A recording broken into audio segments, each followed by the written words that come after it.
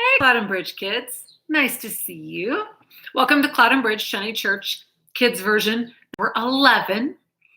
And today we're going to finish up talking about the events that happened before Jesus goes back to heaven. So that'll be next week. We'll celebrate Ascension Day on the actual day. But for right now, this is our last story of things that happened between when Jesus rose from the dead and when he goes back to heaven.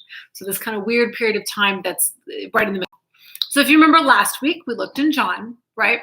And the several of the disciples, Peter and John and a couple other ones, were actually out fishing, and Jesus appears on the shore and he tells them to put their nets in a different side because their fishing wasn't very successful. And they go and all of a sudden there's all this fish, and they go up and they talk to Jesus and they eat with him.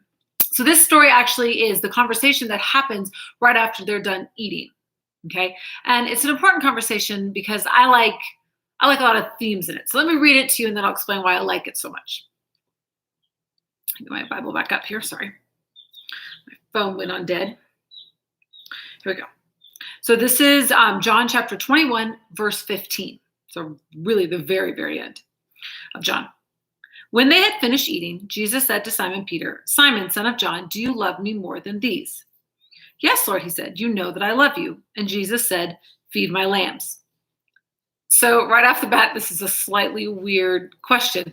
I don't know if you have people in your life who will say to you, "Do you love me?" I think the only people who ever say that to me are my kids and my husband, right? Nobody else says that to you. It's not like your random friends are like, "Do you love me?" I mean, maybe, I don't know. But for the most part, it's just your family, right? So it's a little bit of a weird question.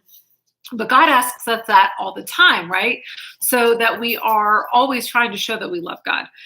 So it's a little bit less weird because it's Jesus, but I'm sure Peter was kind of like, "Lord, you know that I love you."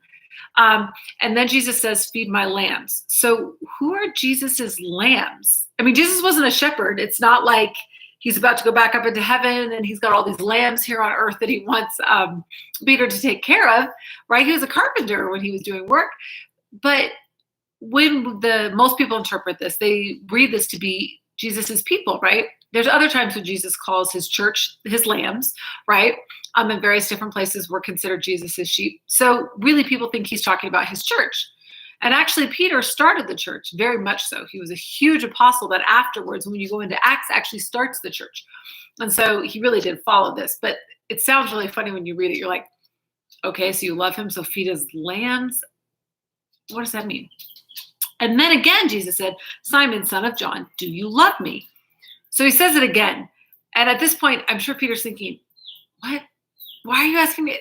Didn't we just have this conversation? And he answered, "Yes, Lord, you know that I love you." And then Jesus said, "Take care of my sheep." Again, probably the church, right? Peter was hurt because Jesus asked him, then the third time he said to him, "Simon, son of John, do you love me?"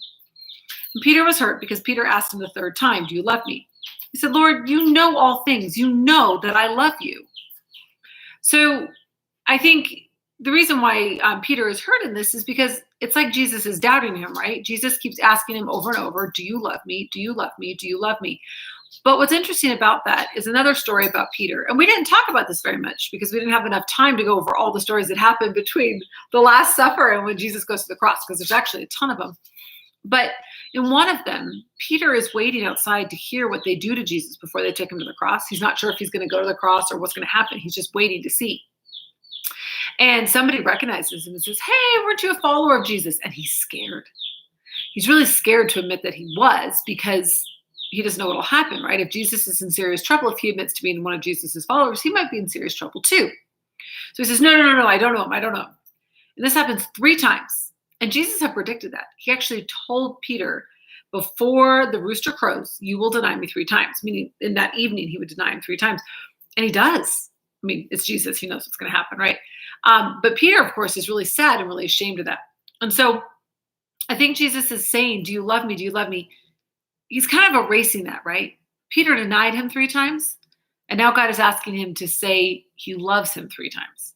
He's giving him that opportunity to swear allegiance again when he denied Jesus. It's really hard when things are scary, right?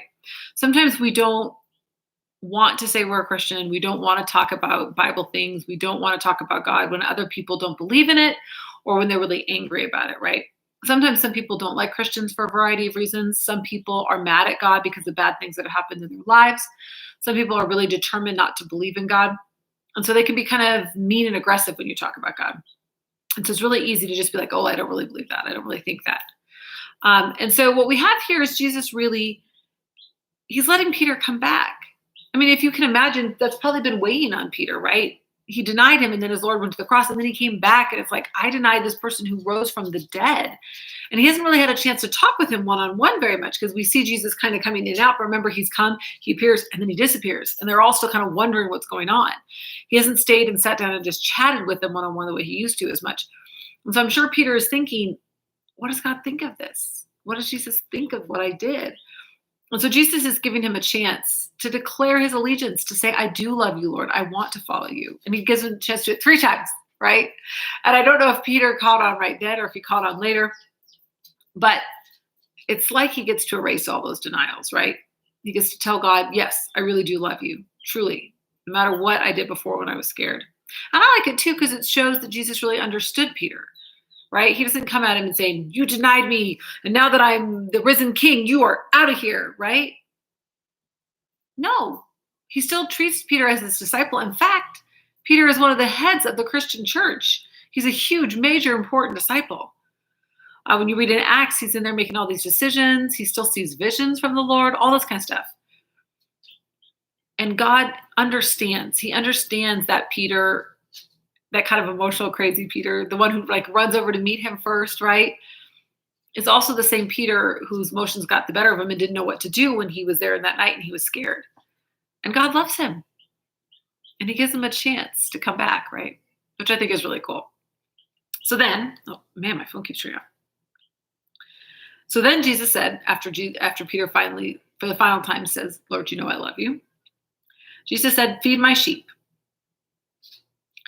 Now, he goes on to talk a little bit more about how Peter's going to die. He gives like a little prophecy about that. And then finally he says, follow me. So his last instructions to Peter, this personal conversation that is Peter's last personal conversation with Jesus before he returns to heaven, he tells him, feed my lambs and follow me. And Peter does that, right? Because he does go and start the church. And he does follow Christ for the rest of his life. In fact, he's a huge example. And we have 2 books of the New Testament that are actually written by Peter, 1st and 2nd Peter, right? And so he gets this chance, and then Jesus gives him these instructions to go out and to help the church and to follow Jesus, which is really important instructions, right? And then he gets a chance to go and follow them, which I think is cool. I like to know what happened to Peter. He's one of my favorite disciples, as with a lot of people, because he's so much personality, right? You really see that in all the stories. Like when Peter tries to walk on water and things like that. He's got a lot of personality, right? So you remember him as a disciple the way you don't as all the others, because they have less stories, less excitement. So I wanted to give you guys a little bit of an announcement. This lesson is a short one, right? I just wanted you guys to know that story and to see that kind of restoration.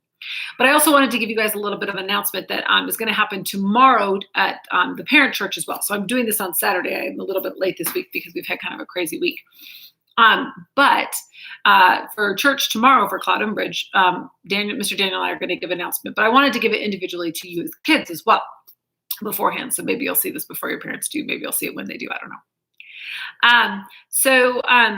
I wanted to tell you guys that unfortunately, Mr. Daniel and I are going to be leaving Cloud and Bridge.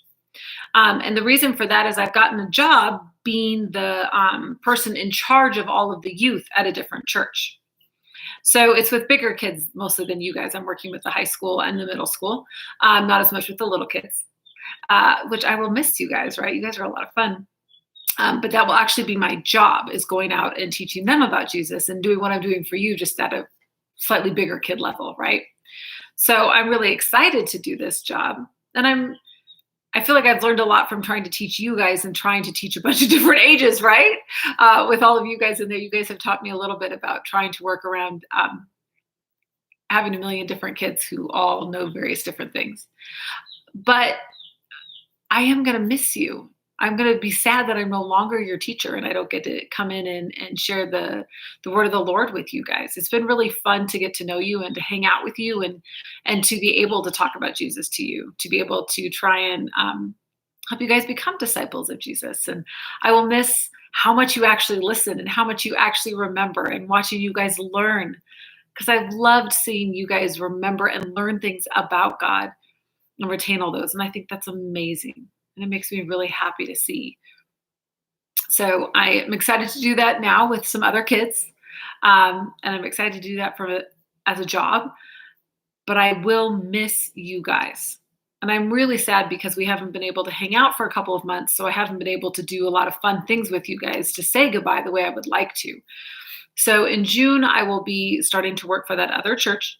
I may still try and do a couple of videos for you guys. We are still trying to figure out how long I need to give you guys a couple of videos, just so you guys have some fun stuff still.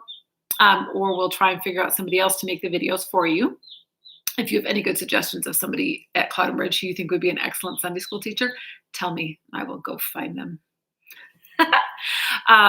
And I really want to find time once churches can get back together again a little bit more and we can see each other a little bit more to come and say goodbye to you guys in person.